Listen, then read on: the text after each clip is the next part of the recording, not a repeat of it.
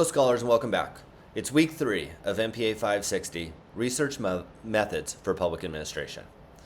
I believe that week 3 is the most important week in this course because we established the foundation for so many more weeks to come in this. And I think that will make a lot more sense when you dive into your assignment number 1, your problem analysis this week. But as all these videos are, I want to answer the questions for you. I want you to hopefully answer the questions that you'll need for this week, arm you with the information needed to move forward, and hopefully answer or equip us with the necessary information so that we can be successful and continue down this path in this MPA 560 course. So let's break down some of what the agenda is. This week, our lectures are going to include our week 3 overview, an APA lecture, and an APA title page overview. In our readings, we're in the Bamberg text in chapter 12 and 13, and in the Parker text in chapters 5 and 6. There's some videos that also will help you, guide you through APA formatting, and that all pulls together for our assignment number 1 this week, which is our problem analysis. So the first, once again, our week 3 overview. There's a week 3 PowerPoint and a narrated video that will help you work your way through. Once again, my colleague, Dr. Linda Marie Sundstrom, is the voice that you'll be hearing this week, and a wealth of knowledge and just a gift in her way to explain. So I hope that you will, take your time, watch this video. Like I would always recommend, open the PowerPoint, review the PowerPoint, listen to the lecture. If you start seeing things duplicated, they're probably those key elements that you need to remember. I included in a short little inspirational video. We're living in a very unsettled world these days, and I know that for many of us that we're seeking a bit of calm. And I think this is a very fitting and timely video that in a few minutes can help all of us to view it. So take a few minutes and watch it, please. The next we'll dive into hopefully something that we're all familiar with at this level of our careers. It's going to be APA formatting. So it's a very detailed overview of our APA formatting requirements for this course. And remember, the one thing that I have to instill in you is that in this course, you are a researcher. You're not an advocate. You're not trying to do a research paper. You're trying to do a research project. So part of that is writing in a much more neutral tone. And so remember that moving forward in your writings this week and in the future, and when we incorporate in our APA formatting. And we also have included for you a very short APA title page formatting. So now let's dive into our deliverable this week.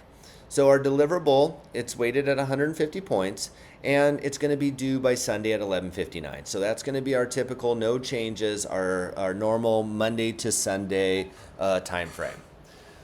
So this paper should be approximately 3 to 5 pages in length, and it is going to establish what many of us would call the chapter 1 of a prospectus or a research paper, a dissertation for that matter.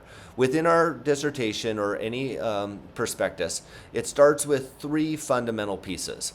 The first is a problem statement or problem analysis. The second would be a problem description. The third, the purpose statement or the purpose of of our program. And then a research question, and then we are going to list our variables. So I'm not going to read this word for word. I know that you can read on your own, but we need to start with a problem analysis. Begin by just stating the facts related to the problem with a clear problem statement that is based upon statistics and facts.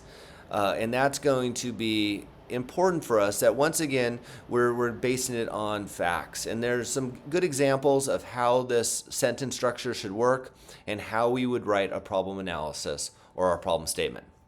The next is we are going to follow up with our program description. Present the agency or organization running the program, the name of the program, the services offered, staffing requirements, budget, etc. You can go as deep or as shallow as you want on this, but remember, we are writing this so that the reader can get a good understanding of your program. So the more you could offer, the better. And, there's some language in there that says avoid a brochure language. We need to stay neutral and factual. Remember, we're researchers and not an advocate. The purpose of your program, state the outcomes and objectives your program intends to achieve or hopes to achieve in the future. So important for the purpose of the program. And then we need a research question or questions. List the specific questions your evaluation will seek to answer. This should relate back to your problem analysis. And remember, and I know this sounds simple, but our question needs to be in a question form, and it needs to be manageable and obtainable that we can actually use some sort of data to answer. And then we finally go into our variables. And kind of based upon last week's, when we dove into variables and dependent and independent variables and our type of data, whether it's nominal, ordinal, or interval ratio. So we're going to define our variables, identify the categories and the operational definitions of the variables and categories. And operationalized definitions are so important when it comes to research. So we want to stay away from very generic words like is a program good or is it efficient, because those are very difficult to operationalize. We want to use words that we can operationalize. And so the feedback I'll give you at the end of this week is much of it is going to be about your research question. Is it a realistic research question? Are your variables adequate and representative of your research question? And were you able to operationalize your definition? So best of luck this week. I look forward to reading and setting this foundation.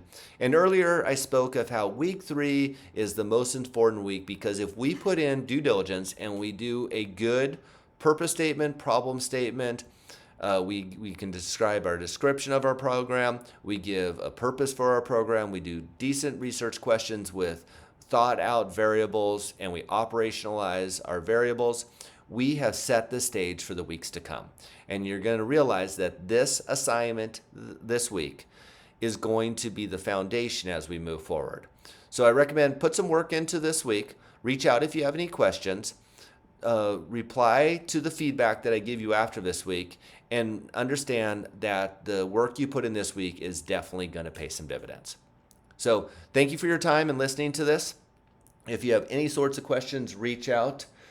I'm going to repeat it again, kind of an echo from the previous week, but if I'm not hearing from you, I'm assuming that you're doing well, which is my goal always. But if I'm not hearing from you, I'm assuming everything's going well. So if we have any problems, reach out, and I cannot imagine that there's something that we can't solve collectively. So have a blessed week. Bye for now, and I look forward to next week.